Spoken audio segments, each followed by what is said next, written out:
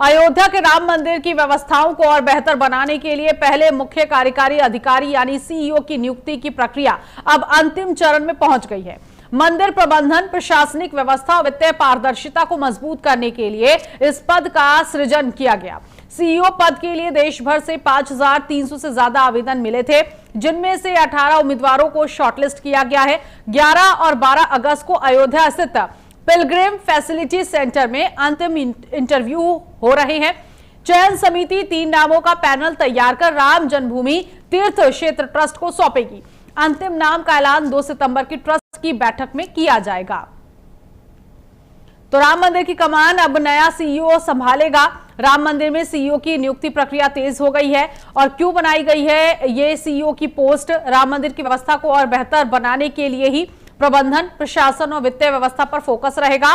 पारदर्शिता और सुचारू संचालन के लिए नया पद तैयार किया जा रहा है और इसकी मांग भी उठ रही थी जब ये राम मंदिर चढ़ावा चोरी का मामला सामने आया था। अब ऐसे में सीईओ चयन प्रक्रिया के जो अहम पड़ाव है वो जानना भी बहुत जरूरी है, जिसमें 5300 से ज्यादा उम्मीदवारों ने आवेदन किया। 18 उम्मीदवार अंतिम दौर के लिए शॉर्टलिस्ट कर लिए गए हैं। 11 और 12 अगस्त को इंटरव्यू हो रहे हैं। 2 सितंबर को ट्रस्ट की बैठक में फैसला होगा कि नया सीईओ कौन है जो राम मंदिर के कामकाज, इसके प्रबंधन यानी कि पूरे मैनेजमेंट को संभालेगा। लेकिन सीईओ चयन समिति में कौन कौन है?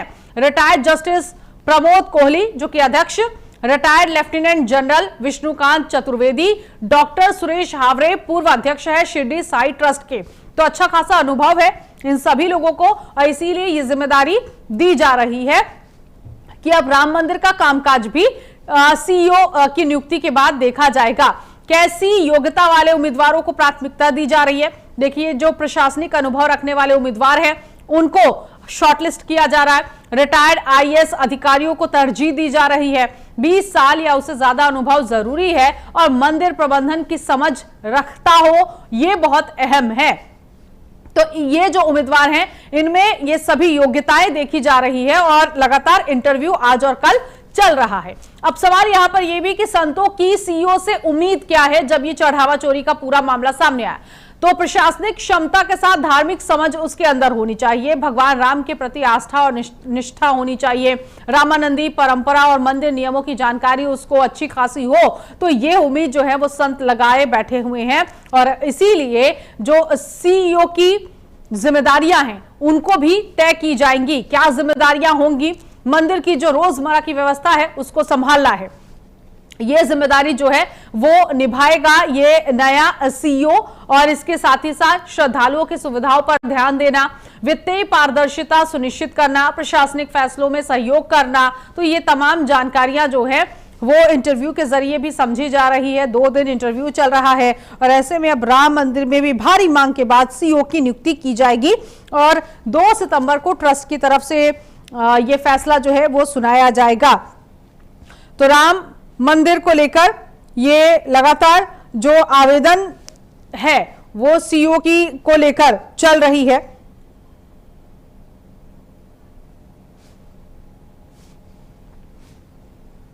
तो राम मंदिर में सीईओ की जो नियुक्ति प्रक्रिया है, आज और कल इंटरव्यू चल रहा है। इसी पर आगे की जानकारी के लिए अनूप मिश्रा, स्टेट हेड उत्तर प्रदेश से हमारे साथ जुड़ गए हैं। अनूप, ये 2 दिन इंटरव्यू का दिन है। सबसे पहले तो अपडेट बताइए, क्या चल रहा है राम मंदिर में सीईओ की प्रक्रिया को लेकर?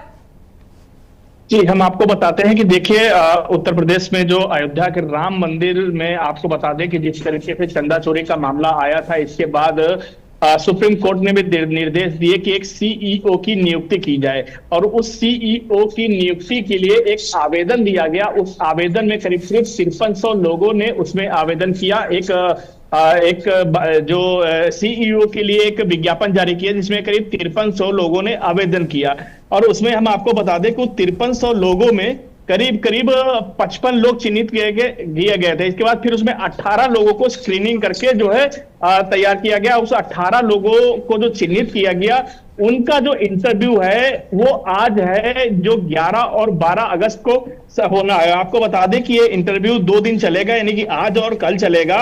और इसमें आपको बता दें काफी लोगों ने जो आवेदन किया था उसमें ब्यूरोक्रेट्स थे, कुछ सामाजिक लोग थे, सामाजिक कार्यकर्ता थे, और धर्माचार्य से भी लोग जुड़े हुए थे जो धर्म की और अच्छी जानकारी देते थे, गेजेटेड ऑफिसर भी थे। ऐसे बहुत सारे लोगों का जो नाम हुआ था उसमें 18 लोगों का जो चयन किया, उनमें आपको बता दें कुछ महत्वपूर्ण नाम आ रहे हैं, जैसे योगेश्वर राम मिश्रा जो पूर्व IAS हैं, और राजेश पांडे जो उत्तर प्रदेश में जो लखनऊ के SSP भी रहे हैं, उनका भी नाम आ रहा है।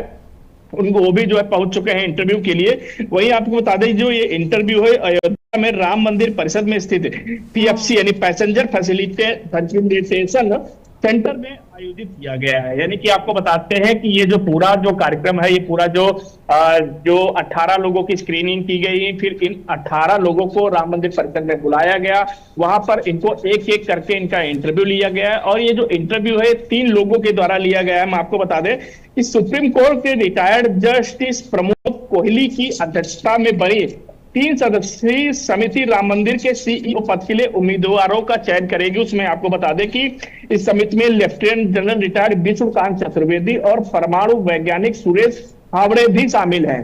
और आपको बता दें कि ये जो पूरी समिति है ये करीब 3 लोगों को इसमें चयनित करेगी, और इन 3 लोगों को चयन करने के बाद फिर इसकी रिपोर्ट भेज देगी जो है। इसके बाद उनमें से 1 लोगों को चयन किया जाएगा। 2 सितंबर को इसकी राम मंदिर CEO की घोषणा की जाएगी। इसके बाद उसका कार्यभार संभालेंगे। इसमें आपको बता दें कि जो राम मंदिर है उसमें जिस तरीके से चोरी की गई, जो गिनती जो चंदा चोरी में गिनती हो रही थी, जो इंटरव्यू चल रहा है मुझे ये भी बताइएगा, इस इंटरव्यू में शॉर्टलिस्ट किए गए हैं कुछ नाम, उन नामों में से कितने नाम जो हैं वो आगे बढ़ाया जाएगा, जिसके बाद ट्रस्ट की अंतिम मुहर लगेगी कि उनमें से कोई एक नाम फाइनल होगा जिसे CEO बनाया जाएगा, और उसके पीछे भी और भी कई होंगे जो उसके अंडर में काम करेंगे। तो कुछ जानकारी मिल रही है कि ये कैसे ये इंटरव्यू आगे बढ़ेगा?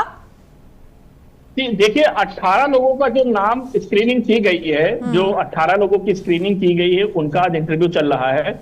उनमें से 3 नाम जो है निकाले जाएंगे, यानी कि 3 नामों की घोषणा की जाएगी। उन 3 नामों को फिर ट्रस्ट को सौंपा जाएगा। फिर ट्रस्ट निर्धारित करेगा कि उन 3 नामों से कोई एक ऐसा नाम हो जो CEO पद के लिए चयनित किया जाएगा। और सबसे खास बात यह होगी कि उस CEO पद की जो चयन प्रक्रिया है उसमें 3 लोग शामिल हैं। इसके बाद में जब 1 लोग की चयन प्रक्रिया होगी वो राम मंदिर ट्रस्ट करेगा।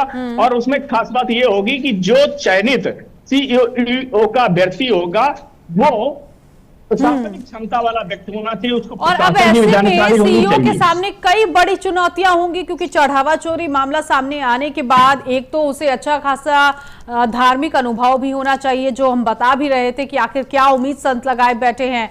दूसरा, जो राम मंदिर में पैसों का चढ़ावा है उसकी पारदर्शिता बेहतर होनी चाहिए। तो कुल मिलाकर संत है या जो राम भक्त है वो ये उम्मीद लगाए बैठा है कि जिस तरह से दूसरे बड़े मंदिरों में CEO की नियुक्ति की गई है और ये पूरा मैनेजमेंट CEO की निगरानी में होता है कि पैसे के आने से लेकर उसको जांचना, कितना चढ़ावा आया, साल से लेकर महीनों से लेकर साल तक का सब रिकॉर्ड रखा जाएगा। तो यहां सिर्फ छोटा जवाब जो है राम भक्त ये जानना चाह रहा है कि क्या CEO की नियुक्ति के बाद ये उम्मीद है कि राम मंदिर में आने वाले वक्त में सब कुछ ट्रांसपेरेंसी रहेगी, पारदर्शिता पूरी तरह से रहेगी, चोरी जैसा मामला नहीं आएगा? देखिए ऐसा है कि राम मंदिर की जो CEO की नियुक्ति की जा रही है, आपको बताते हैं इससे पहले भी और भी कई मंदिर हैं जहां पर CEO की नियुक्ति हुई है। काशी विश्वनाथ में भी CEO की नियुक्ति हुई है, वो कार्यभार देखते हैं। राम मंदिर में क्योंकि जो राम मंदिर ट्रस्ट जो जुड़े लोग हैं उसमें ज्यादातर धर्माचार्य हैं, साधु संत हैं, प्रशासनिक क्षमता के लोग बहुत ही कम हैं।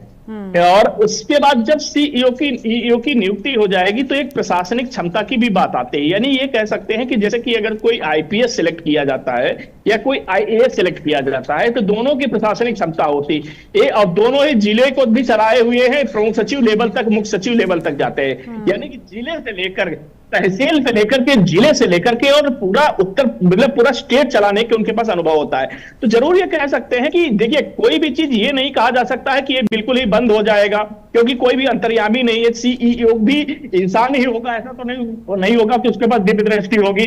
लेकिन इतना जरूर कहा जा सकता है कि इसके बाद हो सकता है कि संभवतः जिस चीज के लिए ये व्यवस्था की जा रही है कि वहां पर चोरी न हो, व्यवस्थाएं ठीक हो, असुविधाएं न हो, इसके आज तक जो सबसे बड़ी बात है वो है जवाबदेही।